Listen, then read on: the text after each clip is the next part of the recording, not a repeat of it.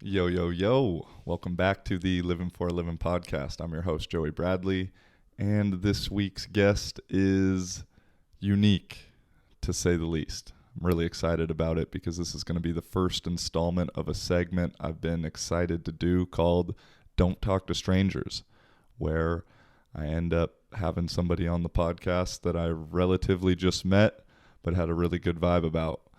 Me and this guy, we met on Christmas Eve as he graciously had me over to his house. And a couple days later, we did the podcast and the vibes were there and just talked about life, man. He's originally from Nepal and has lived in Europe the last 9 or 10 years, from London and now in Portugal. Currently, he's a street artist, a street vendor where he's selling different macrame and stones like what I'm wearing right here. He's a self-proclaimed metalhead hippie and overall probably one of the most interesting dudes that I've come across in my travels so far. Without any further ado, our guest this week, David Shrestha. When the world feels uncomfortable, but now making something. Like you mentioned at breakfast, like you come from a big family. Like how many brothers and sisters and everything do you have? Well, as my siblings, I have just one sister. Okay. But my grandparents has like 4 daughters and four how you call it? Sons? Yeah, 4 sons. Okay. 4 sons. Yeah, it's a big family. Dang. Come from big family. And they all lived in kind of the immediate area in Kathmandu? Yeah, most of them are in Kathmandu. They're scattered all over the Nepal, I guess. Not all over, but like in different places. Some lives in Kathmandu. Most of them lives in Kathmandu, I guess. Okay. And some lives near my hometown. It's called the place called Khaireni. And some are a little bit far, but most of them are in Kathmandu basically. And all my siblings, I think basically all my siblings are abroad, like US. Oh, really? Okay. Australia and England and other. So they're all outside of Nepal now? Yeah, most of them. I think 80% of them are outside now. Yeah. And where's your sister at? Oh, she's in Nepal now. Okay, so she's one of the 20%. Yeah. Ah, interesting. Okay, and like, I mean, bro, it's cool to me. I mean, I'm jealous in a way. You know, I can barely speak Portuguese, but knowing you're doing this interview in English, you know, like your second language, like what was English like in the education system growing up for you? Like how did you really learn English? Like I know you lived in London for a while, but growing up I'm sure you learned it as well. Well, yes, basically when I was a child, then I studied in a convent school called St. Joseph. Okay. So we had to speak English down there. We didn't have a choice. All day? Yeah. Oh shit, okay. Yeah, it's like basically like if you speak Nepalese, you get probably you have to pay the fine. Oh damn. Yeah, that's really strange, but that's how I learned English. And then later on, when I grew up, like I finished my college and I was traveling a lot. I was doing trekking a lot back home, and then later on, I found like I didn't have that much money to do all the trekkings because it's expensive, man. Like yeah. You know, and as being a Nepalese. So and then later I found out I wanted to make a trekking license, like a trekking guide. So I went for the course, I signed it, and I finally got it. I give a test and everything. It was like 4 months or something. It was like a theory and practical as well. So yeah, and I got my license, and then I started doing my trekking. I think one of my friends hired me because he had a trekking agency. So he hired me, and most of the time I was doing my own private as well. I had friends from all over the world, so they were coming, and I was just taking them to trekking and earning a few monies, you know, and showing them my countries. Yeah. Yeah, and then later on, that's how I build up as well the English, and then I was doing a lot of theaters as well back home. Like not a lot, but few. Like I was doing a backup musician as a theater, and so there was a lot of like foreigners like playing in the theater. So gotcha. I had to, you know, so and was my job. So yeah, all right, yeah, that brings me. It was like, what all in Nepal did you do? Because I mean, talking at breakfast, like you were doing trekking, music, like you've been involved in so many fucking different. Yeah, it's not that venue. easy. Yeah, like what's kind of the different. You know, that's what's so interesting to me is you've done a lot already before you came to Europe. I understand. It's being a Nepalese, it's not that easy to live the life down there. I think you've been Nepal, you know it as well. So it's like I've been doing a lot of things. I was playing in music as well. done some back musician in theaters. I was a trekking guide. I was selling my art, like a macrame art, Okay. with a lot of my friends in abroad or in national or internationally. And I was doing. I was working as a supervisor in a travel agency. I was working for the cargo company as well. Yeah, a lot more things, man.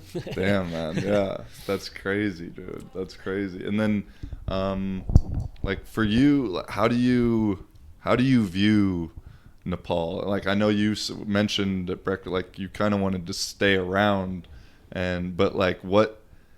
I feel like a lot of the Nepalese that leave, like they want to leave, or at least from what I've seen. But like, so how do you view Nepal as just like a country overall? Like, how do you view your home country? Well, it's a small and beautiful country. Yeah. You know, like, and I always love my country, and I really, really love my country. It's like we have a lot of mountains, natures, you know, and for me, you know, other perspective, like, it's a nice country, but its political way is fucked. Yeah. You know, so. Okay.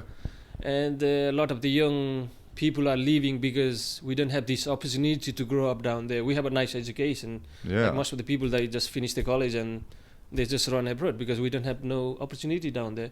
Oh, we can build it. I am not telling that we don't have it, like opportunity. We have to build our opportunity. But Yeah. yeah, but I think it's like a trend to go abroad, you know, for the young peoples.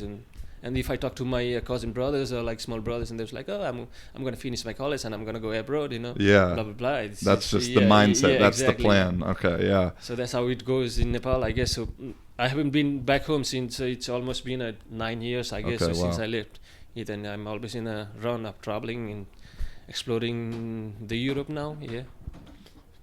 Yeah, and then getting into that, like, I was kind of surprised. So what was the decision to come to Europe? Like, I mean, because you mentioned before that it wasn't exactly like your choice. It was kind of like a little outside pressure. And so how'd like that situation go? Like, Well, for you? basically, it's like my father was in abroad as well for Okay. a couple of years, and most of my family is in abroad. And the plan go was like, I had a nice job, like, not a nice job, but yeah, I was earning pretty much. It was surviving in Nepal, and I got to meet my ex, and then we just she wanted to study abroad, and I just wanted to travel as well in the same time, you know. Okay. And but I didn't want it to go. But my father, you have to get an experience to abroad, you know how it works and blah blah blah. Anyway, it was perfect for me to come to Europe, and it was like it's like in Europe it's more than 20-30 countries, man. And for me, it was perfect, you know, to explore the cultures, you know, like to learn the language, food, to meet the peoples from all over the world. And the London was perfect for me because it's a place where all the people from all over the world comes down there. So For it's like sure, a yeah. metropolitan city, basically. Yeah. And I had a good experience, and the good and the bad anyway. It's always ups and downs in a life. So Yeah. And so the London, was there another idea of where you were going to go, or because of she was studying abroad there also, or what, like why London was just the spot? well, I had options. Either you wanted to go Australia or you wanted to come to Europe, like England. I was thinking, no, I don't want to go Australia because like there's nothing, man. It's just like New Zealand and few islands, you know. And for me, it was like Europe is a massive, big continent and consists of a lot of countries. So for me, I was like, oh, well, it's a nice country, you know, like nice continent. I can go Europe and I can explore the whole countries, like around 30 countries or more than that one. So yeah, for me it was like, you know, like it was just like mind tickling. So I was like, and that's the reason I choose London as well. And so as my ex, she wanted to study down there, so it was perfect for me. Perfect for her, perfect for me. Okay, cool, win-win. Yeah. And so when you got there, was it like how crazy of a transition was going from Nepal to London culture? Yes, because as I'm from Nepal, like we don't have these a lot of European cultures and things, you know. We are tourism-based country, but it's seen a lot of people. But when I came down, I had a cultural shock. It's like everything was opposite for me. I thought I knew English, I could talk English, but I couldn't understand a word because the accent was completely different. but I slowly overgot it. For me it was like completely shock, and I had a homesick as well for like almost a year and a half. For I sure. wanted to go back home, and like, oh my god, it's a crazy place. Everything is money, work. If you don't work, you're gonna be homeless, literally. Like, it was a little bit difficult, hard time for me, but like it pays. Like hard work pays at the end. Yeah. What was your first job in London? Oh, my first job was in London. Was I worked in a kitchen in a Watford football stadium. Okay. That was my first job. Was in London. Yeah, I worked for the kitchen. Yeah. And then just like. And then I found another. I work in a warehouse as well. It's like a bloody machines, man. Like, like it was crazy. I could not survive more. Like I think I worked like around 3 months there. Okay. And I found another job, and then basically pulled me to the nursing because I always wanted to help people, and and when I found this job, it was perfect for me. So, and I got an education from there as well. So I've been working. Okay, yeah, that's what I was gonna say. Your education is in like medical or? It's all health based. Okay. Yeah. And you got that in Nepal or in London? No, in London. In London, okay, awesome, man, yeah. And then, dude, I just learned while we were eating breakfast about the job with the, like, what, hospice or like the... Well, I had I started as a healthcare assistant, and that was my first base. And I worked for a palliative unit for almost 3 years. It was a tough job. It's not that easy to be a carers, like a nurse or the doctors, like it's the same. And just around death all the time, like you said. Yeah, basically man, like, the palliative is like the people this in their last stage they send to the care homes to make them to have the comfortable death. So I was working to make them comfortable, and it was a nice job.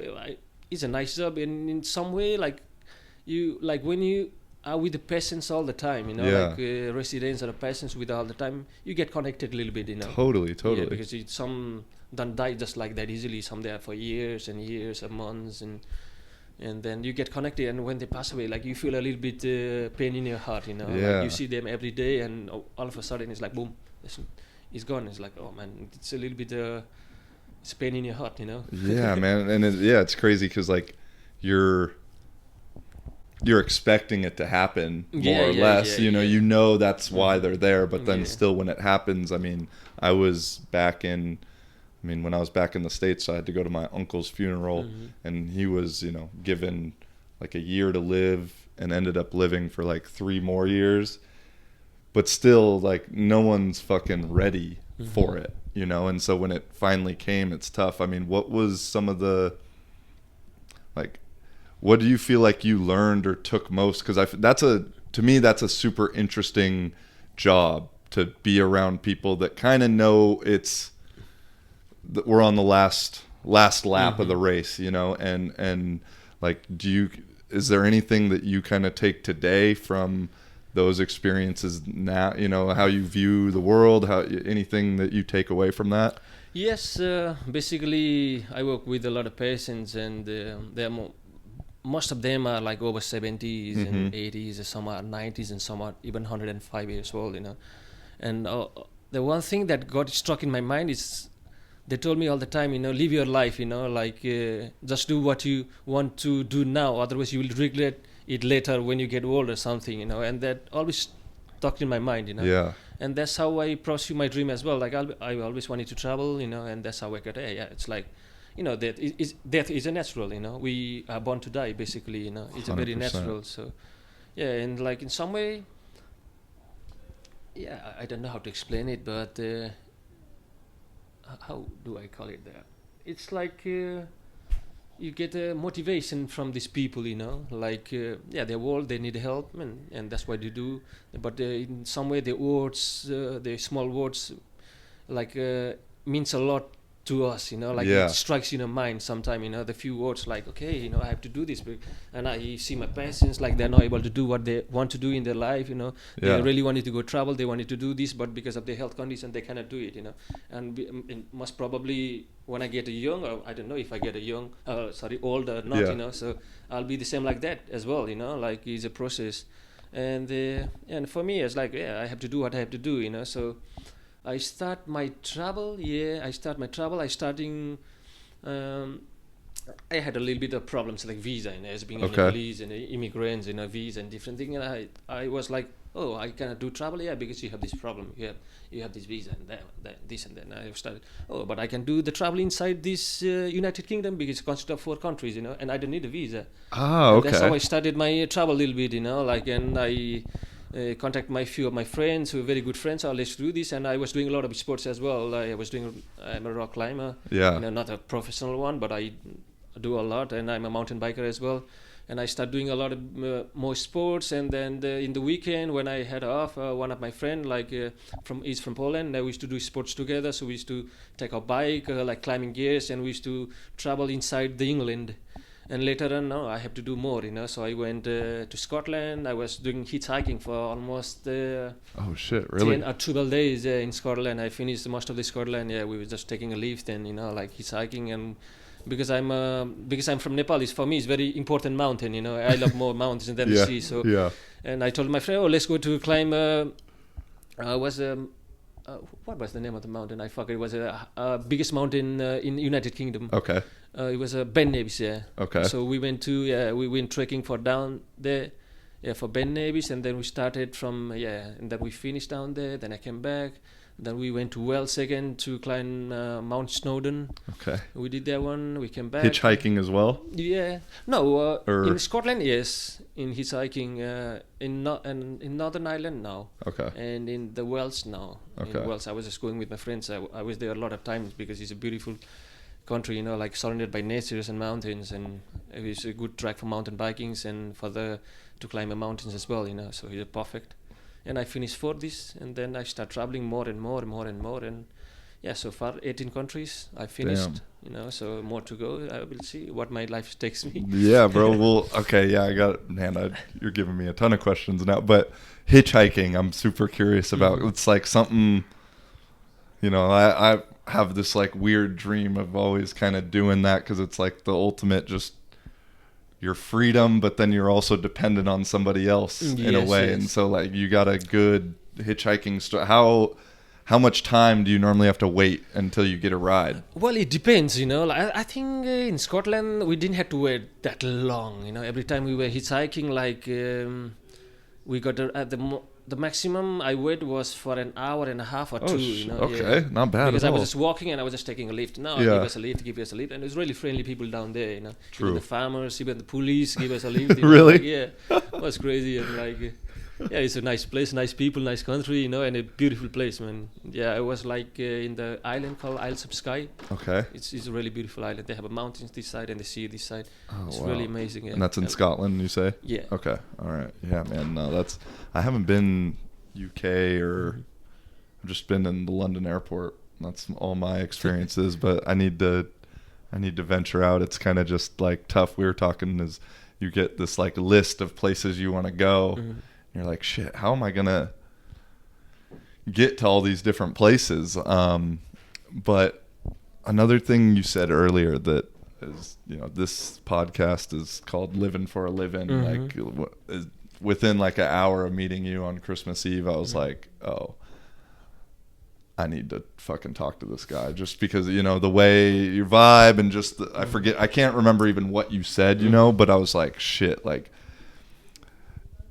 he exemplifies kind of like what I'm trying to get out there, that to live your life and do your thing. And so like to you, what's your definition of living? Like if you had to define it in a for you. Oh, it's a very difficult question. Yeah. Yeah, it is. Well, you got to do everything if you have to live, it's Yeah. as simple as that. But what I do is I was in art. I was doing an art like a macrame art for a Mhm. long time back in Nepal. When I was in Nepal, I was doing and selling to my friends and other friends and some tourists and different things. When I came to England, I didn't have that much time because in the country like England, the time is money, So Totally. you need to value your time there. And then I got stuck, and then I think it was like a couple of years ago. I had a plan with my friend. Oh, let's start traveling. Let's do traveling in Europe, and then we make a plan, and then we start traveling, and we did around 11 countries, I think. 11 countries, around the Europe, and then I was a little bit tired of the English life as well. Gotcha. It was too. My job was like long hours of work, and it's mentally and physically stress, and the environment, the weathers as well, like makes you a little bit depressed in some way. So Right. I wanted to change the country. Okay, let's see where I can go, and then we start traveling. We've seen a lot of country, and I arrived to the Portugal, and I was like, wow, fuck, this is the country I want to live and to travel for a couple of years, Yeah. It's amazing people, it's amazing food, it's a lot of cultures and very friendly people in the same way, and a nice country as well, so yeah. And then I came to Portugal I didn't know it was like what was going on here, and I just went back. I had like a little time break, maybe around 4 months to sort out my jobs and all the things, So I quit my job, I left my flat and everything. So yeah, I just packed my bag and I came to Portugal. Okay. Then I was just like wandering. I was traveling. I came to Portugal, stayed 2 weeks. I went for traveling to a few other countries as well. I came back, and then I started going around the street, and then I see the art. People were selling an art, and it's Portugal. I think Lisbon is a very artistic city. You can Definitely. find artists from all over the world, and for me it was perfect as well. So I asked a lot of people, can I work with you, or like can you teach me some techniques, because I used to do an art and I forgot it, and okay, you have because you are strangers, so people don't trust you what you are asking. So yeah, they said yes, no, but I found a very good friend from Argentina. Argentina, yeah. I was like a little bit drunk, and with my best friend, I was walking the street, and I was like, oh, I see your art. I was like, it's amazing, the macrame art. I asked her, oh, can you teach me, please, And she could not understand English, and neither I could understand the Spanish. But in the same way, we talk the human language, like we understand what she understand what I was saying. I had a friend, he translate to her as well in the same time. And she said yes. Maybe she thought, oh, he's just a drunk guy, you're not going to come back. Yeah. And blah, blah, blah. And then I asked her Facebook, and then after 2 days, I messaged her, like, oh, are you still willing to teach me some techniques, And she said, yeah, I'm in the same place if you want to come. And then she started teaching me, and then yes, and that's So that's how you learned all the stuff you're doing now, or? No, that was I was doing this for a long time back home. Okay. So because when you don't do something for a long 5, 7, 8 years, obviously you forget some skills. So I was just building up my skill, and she was teaching me the techniques and some skills, And that's how I came down to the street, And it was perfect for me, and that's what I wanted to do in my life, just make an art, like sell to the people and travel in the same time was perfect for me, man. Damn. Yeah, she is my lifesaver. What's her name? She's Brenda. Brenda. From Argentina. Nice, man. Yeah, that's. I know.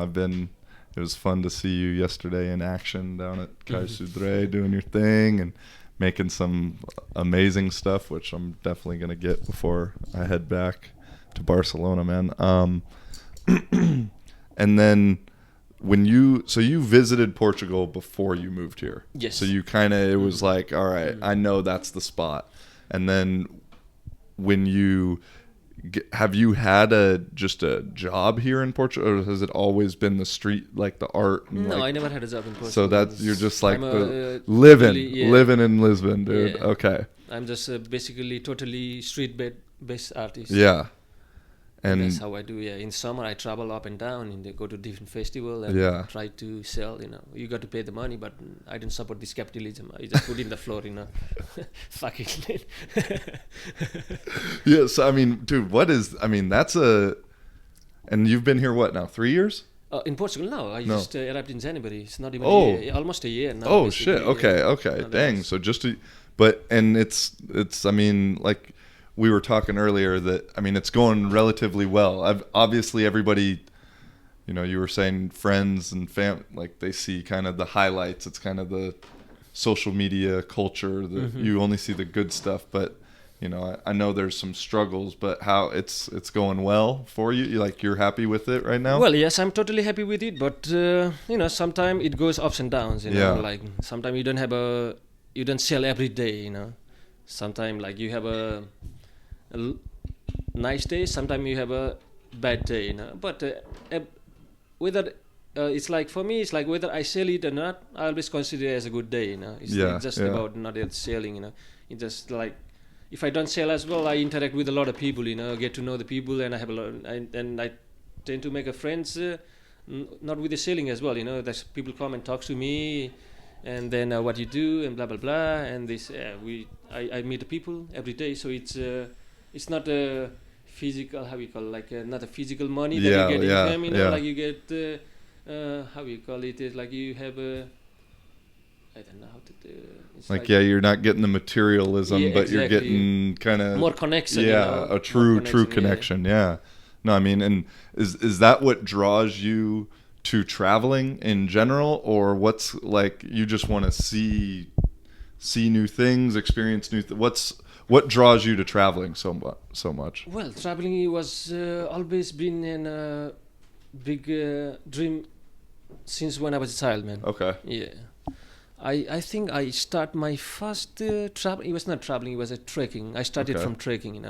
When I finished my school living certificate, we call SLC in Nepal. When you pass the 10th grade, you have this school living certificate. Okay. And then my friend told me, "Oh, I have an exam, and I live in Manang. It's a very beautiful place in mountain. And do you want to go with me?" I was like, "Yeah, of course, why not?" And that was my first. Eventually, started, and then it grew up. It grew up inside me, and I was always up and down in my country, and I was traveling alone. Sometimes, I just go out alone, take my motorbikes, pack my things, and just go alone in the natures and talk with the people. You just grow up, and and when I was doing traveling as well, like when I was doing when I was working as a trekking guide, I see a lot of people coming to my country. They are from different part of the world, and they're traveling, and I said, why I cannot, I was like, why I cannot, because I'm a Nepalese and I don't get a visa, and it's like one thing, it's very important, you always should try,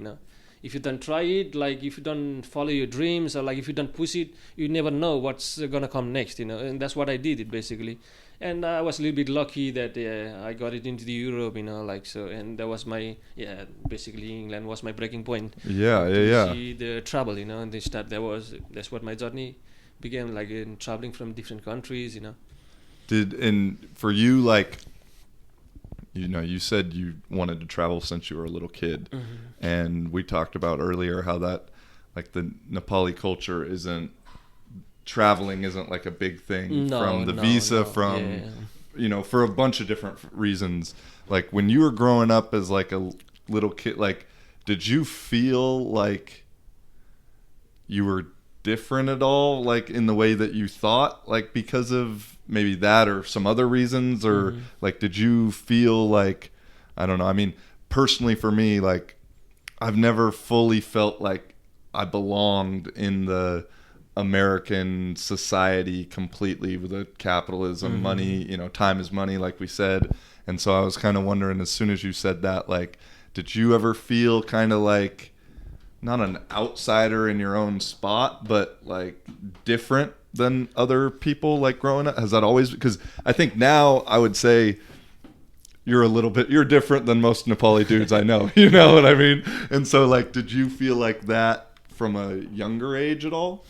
No, not from the younger years, but when I was young, like when I grew up a little bit, I was a little bit different, I guess. So I was doing a little bit different that my friends were doing, They were just living their life and going to college and doing these normal jobs. And I did it as well, but I find it different because I was doing a little bit different than other, because I was doing my art, which I think if you see in Nepal, there is not much of macrame art. Okay.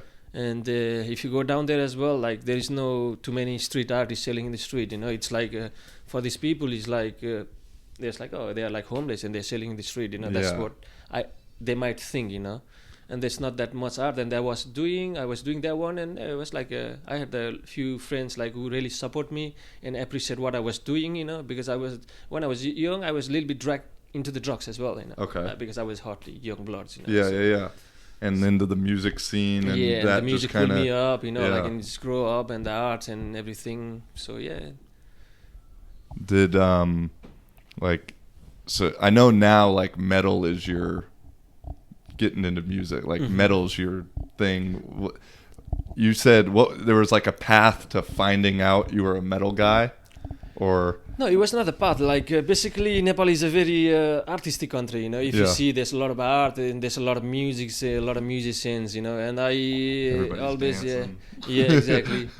Yeah, and I grew up like basically in a classic rock. You know, Okay. I grew up listening to Metallica, Dios, and all this classic rock. And when I was when I met my friends in the college, he knew more music about than me, you know. So he pulled me into the music and gave me different albums and to listen to that one. And I was like, yeah, I was listening more like classic rock, a little bit metal, you know.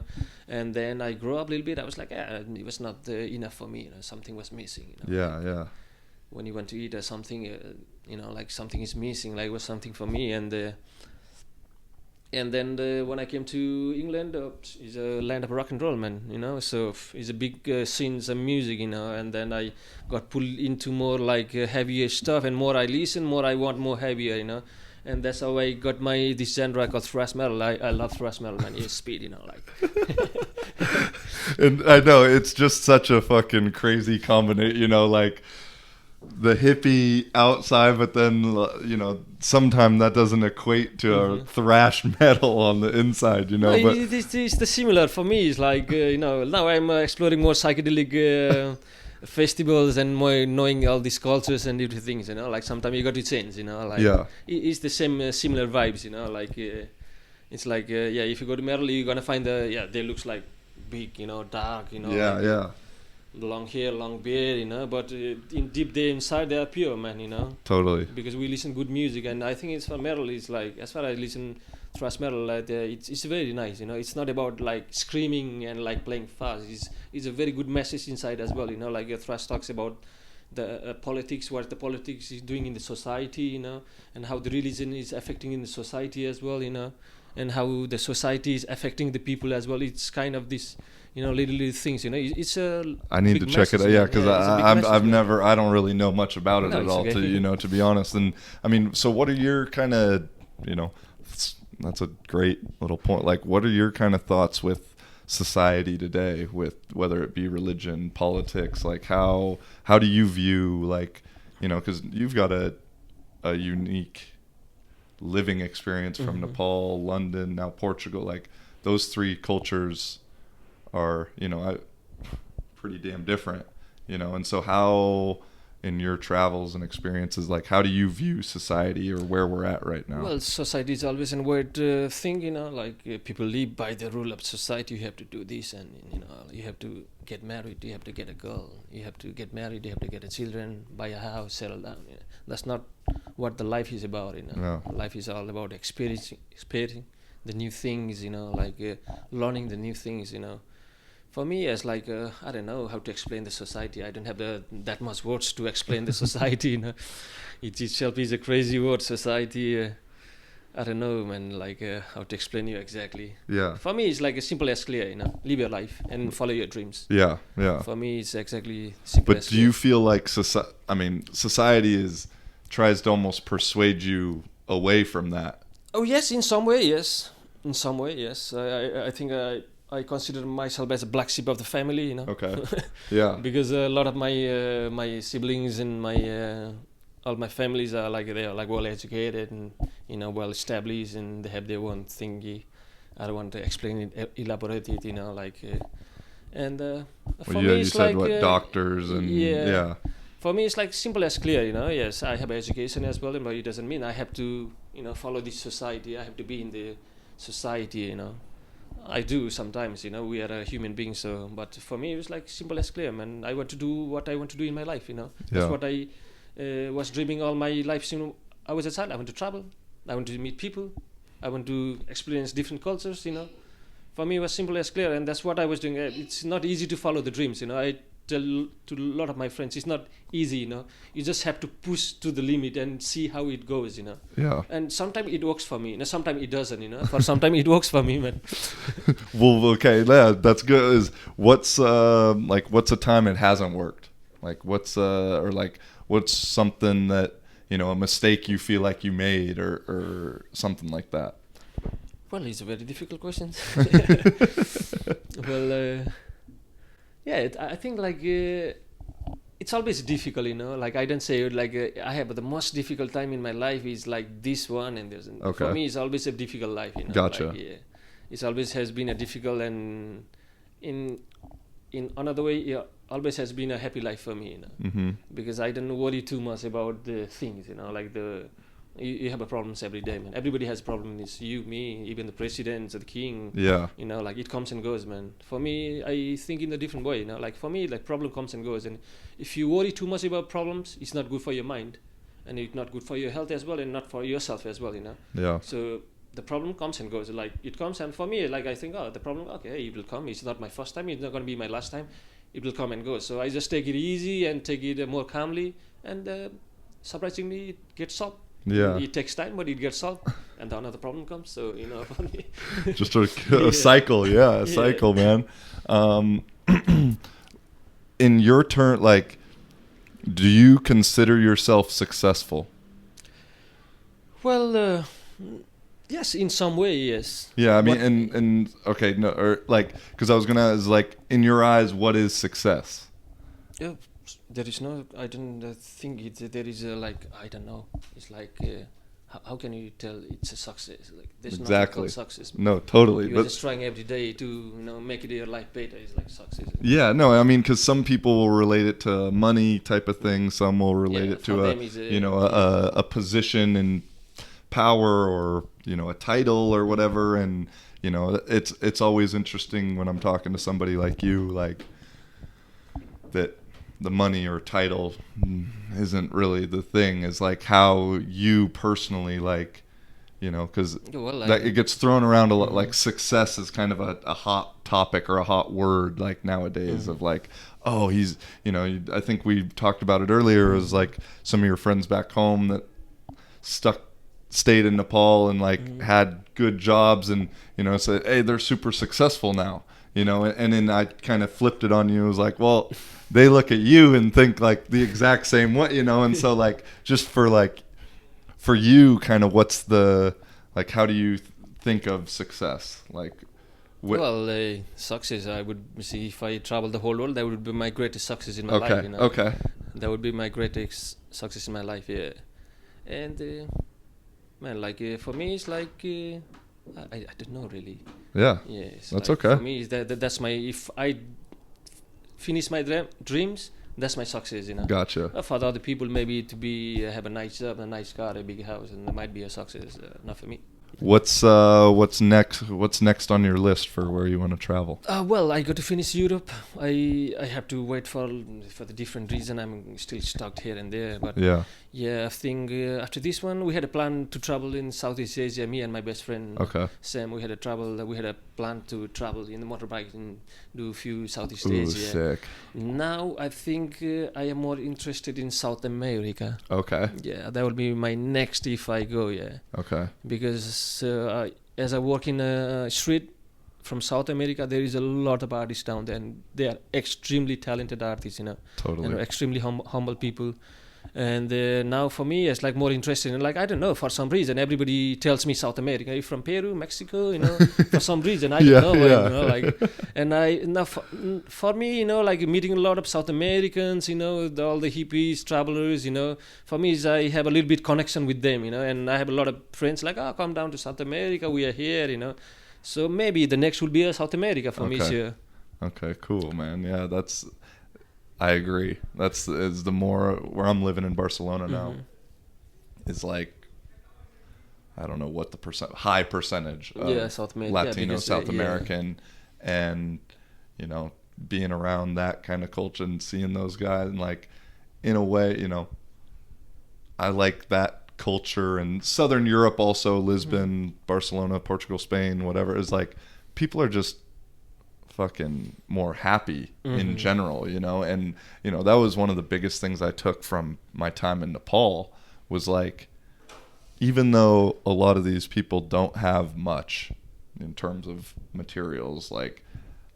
as a whole, I don't know if I've been around as many happy, smiling, friendly people, and you said it while we were eating or whatever is, sometimes the richest countries can be the poorest in their heart. Yeah, exactly. That's very true. When you have a less money, you have a big heart. Yeah. When you have a more money, you have a less heart. Yeah.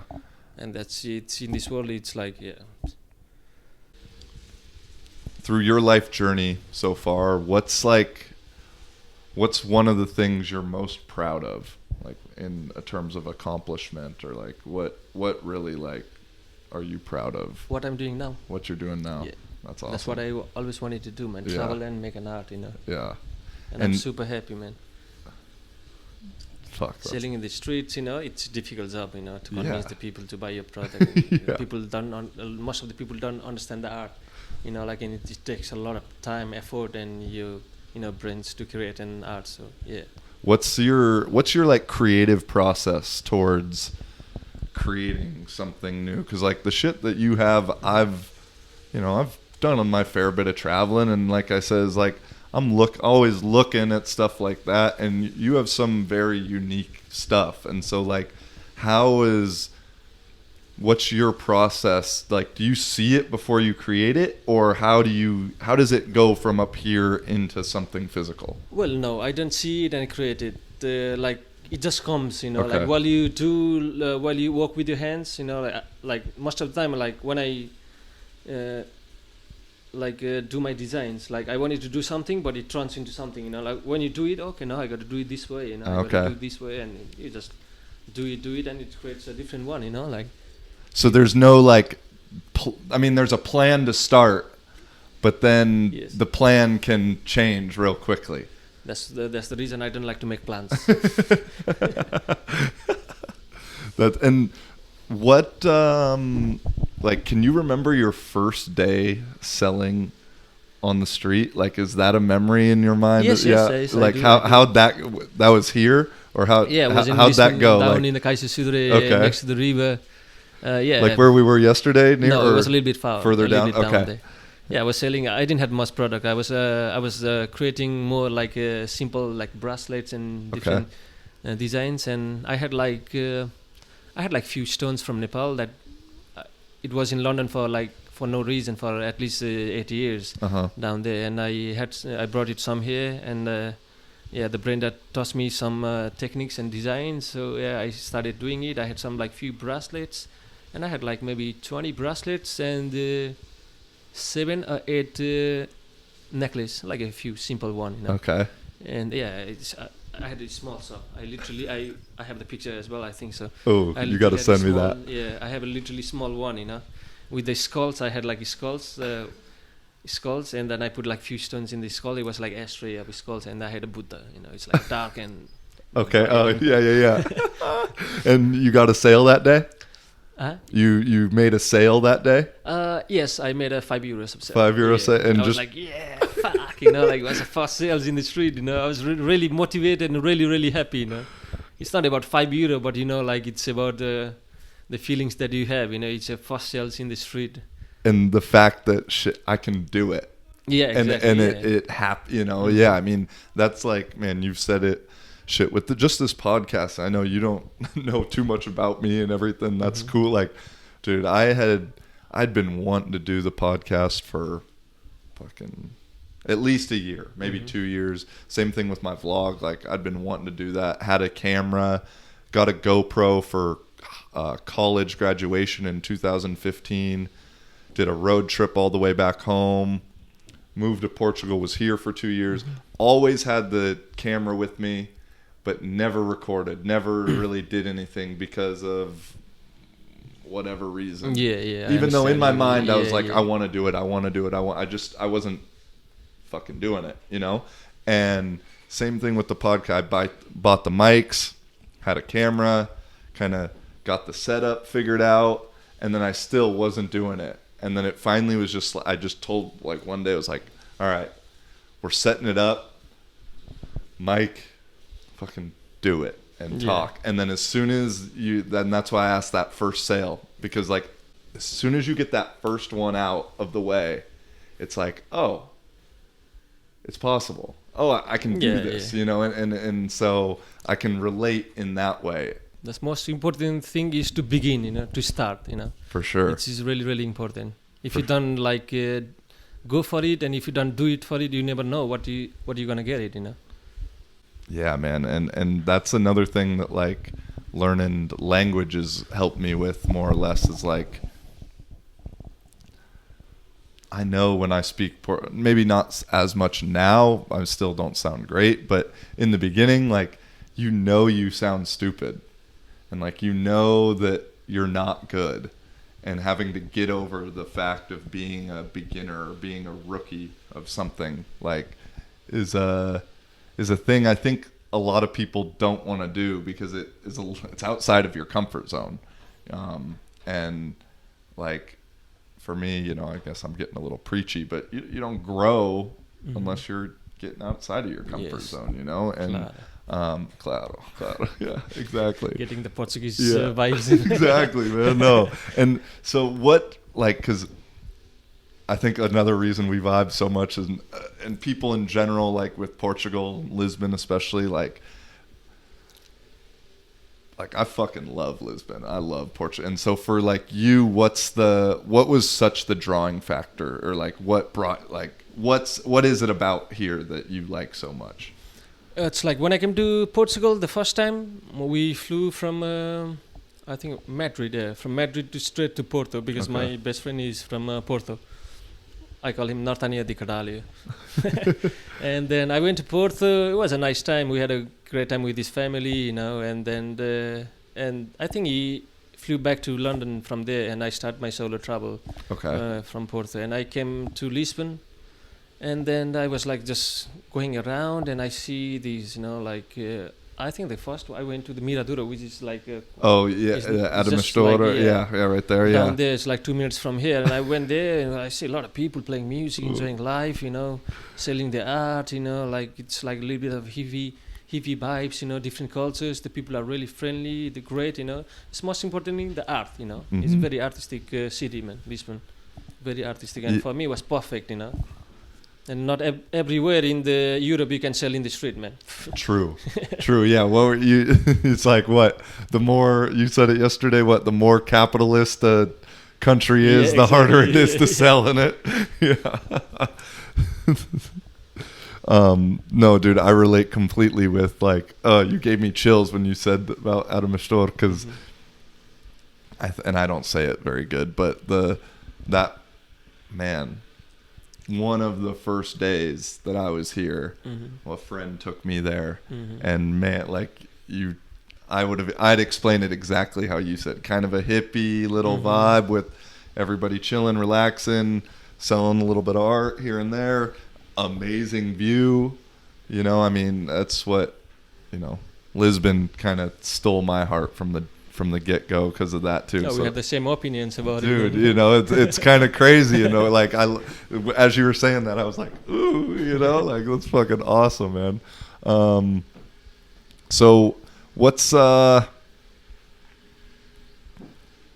next right now? What's in the plan of like, I mean, I know you're just doing what you want to do, but and we talked about maybe the next travels, but how do you see this, we're December 30th right now, and so I'm not a big like New Year's resolution guy or anything like that, but what for 2020, kind of looking ahead, what's something on your mind of like something you want to get into or work on yourself more, like what's something you're thinking towards 2020? Well, I would really love to go back home and see my family, For me, it's been a long years I haven't seen them, and like I think they're really a little bit worried about me, but they're cool. I think for me it's to go back home and see my family, just to spend the time. And if I go, I'll go for my business as well. I want to make a little bit exhibition, in Nepal. I am thinking about it because we don't have this kind of art in Nepal, so I just wanted to show the people, you can make an art and do living out of it, whether you are Nepal or you are outside, and give a little bit of message to the people, to the young people as well, And if I can do a little bit of workshop to teach them, some like art of macrame, we have a potential down there because it's in very touristic country, so Yeah, no, yeah, 2020. What Nepal tourism 2020 is kind of the exactly. next We have thing, a right? visit Nepal to 2020 as well, but I don't know if I will go or not. Every time I said I will go next year. It's been a bloody 9 years. I haven't been back home. Yeah, and Always on the run of journey. do you have your residency now? No. No, okay. Just doing traveling visa. Yes, okay, just the traveling visa. Okay, and so that kind of plays into why you haven't gone back? Yeah, makes sense as well. Yeah, Gotcha. I am a bloody immigrant. Me too, bro. Me too. I don't think we have to worry about the Portuguese government seeing this shit, though. But yeah, man. No, but I'm not illegal here. I don't like to be illegal. I'm totally legal here. For sure. No, I know what you mean. I'm just making fun. What do you got on tap for the rest of the day? You going down selling? Yes, I think so. Yeah, it's a great weather. It's the end of the December and it's still the 17, 18 degrees where you can find in the Europe, man. I know, it's great. I got to make some money. Yeah. Because after December, maybe January, February will be really, really quiet. So I have to save as much as I can to pay my the rents or food or whatever it is. It's a difficult life, man. But it's. I mean, that's got to be, maybe that's your next step. We're talking on Instagram and what's Instagram again? I'm sorry. Oh, it's called Stone Power Accessory. Well, Yes. I'm not a very social media kind of person, but I just make it because every time I'm selling the people, oh, you have a nice art, do you have a Instagram or you have a card? So like, Yeah. I don't have it. So But tickles me in my mind. Okay, let's make and see how it goes. Yeah, shit. But I mean, what I'm saying, maybe in this next little slow period, that can be, more of a focus, and like I said, and I'm hoping. Shit, we'll get you some good little clips from this, and and got a little bit of photography here and there. And bro, any way I can help, bro, I'd love to. Oh, it will be a pleasure, my friend. Like for real, like I've appreciated it. I wasn't planning on sleeping on your couch last night, but it ended up working out. I think it's a very Nepalese hospitality, Totally, man. No, and so we respect our guests, so that's how we are. And as being a traveler for like so many years, but I never forget my traditional, where I come from, which country I'm from. I always follow my traditional as much as I can, and for me it's very important, man. For sure. Well, man, I'm super grateful for you. I think we'll wrap it up here about that hour mark so you can go make a little bit of money. Yep. And pleasure, man. Dude, it's been a fucking great time meeting you. I'm glad we established this connection, and thanks for sometimes everything. you don't need to know people. You can meet for the sun few times and you get connected very easily. Exactly. It's all about the connections. For sure, and it happens only in Lisbon. It happens only, bro. And I'll disagree slightly. Say it happens a little bit I get it other places, but boy, no, here just a joke. I know, but here it happens a lot. Yeah. Like, I mean, a lot. Yeah, for me it's a little bit surprising as well. I'm here in Portugal not even a year, and I have so many friends down here, man. No. So many, man. And you make a new one damn near every day. Exactly. Like I was telling you though, I'm at the Viewpoint in Graça 2 nights ago, and I'm sitting there and I'm enjoying it, and I'm just thinking, I normally meet someone cool there, and I'm gonna meet someone cool here tonight. Like I just knew. Yeah, because the people are really friendly here, man. Yeah. Really, really friendly people. And dude sits down next to me. Shout out to Pedro. And now, I might hang out with him for New Year's Eve. Like you don't even know, and just a random connection. And then, even more so, he knew Sanjuk and knew the restaurant. And so, I mean, Lisbon's a magical place right now. I really think if you get into once you get into that magical river, it starts flowing, bro. Yeah, eventually everything connects, Yeah, no, and that's true, man. We are all connected one way or another, and that's a big thing. What I'm doing with this and is trying to, I've been blessed and had the privilege to meet a lot of people from every walk of life, from very rich, successful in the wealth category to people that aren't, but are people like me working the street. Yeah, for real, bro. Enjoying, but like just as success, whatever we want to say. That's why that success word, and I asked about it's so strange, but literally meeting people from everything, and you sit down and talk for 10 minutes to an hour, and you realize, like, damn, like, everyone is pretty similar, and we're all connected in whether we have the ups with the downs, Yeah, it's always an ups and downs. Like some battles, in medical term, we have a saying, like when you put the monitors into your heart, you find this rhythm, pam, pam, pam, pam, pam, up and down, and that's how the life goes, like it should be always in the rhythm, ups and down, ups and down, up. And when it goes straight, like you're basically dead, you don't have the meaning of the life. And it's the same for me, and I follow it a little bit, like as being a medical workers, like for me, it's very, very connected, Ooh, I like that, bro. I always get one. Oh, I like that one a lot. And then to know, I mean, for myself, man, talk is like, I know when you're in the down, like, shit, that shit's gonna come up eventually, and then when you're at the high, don't get too, keep your head, because eventually it's gonna go, and so, man, comparing it to the heartbeat, and that's how it is life. Everything is a rhythm, and it goes ups and downs, ups and downs. Oh man, bro, you're giving me more chills, and that relates. I did a podcast with one of my best Portuguese buddies, and he was saying how when you're he's coached and he leads like different teams. He's kind of like a HR leader kind of guy, and he says, as a leader, like, and relating it to a heartbeat, is you're just trying to get everyone on the same heartbeat. Some people's hearts beat super fast. You got to kind of maybe bring them down a little. Some people beat slow, bring them up, and get everyone to that same level. And then for you to say that, man, I love it.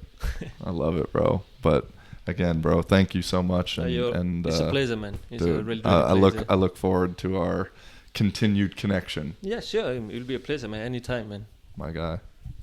Thank you, brother. Thank you. Namaste. Follow your dreams. Yeah.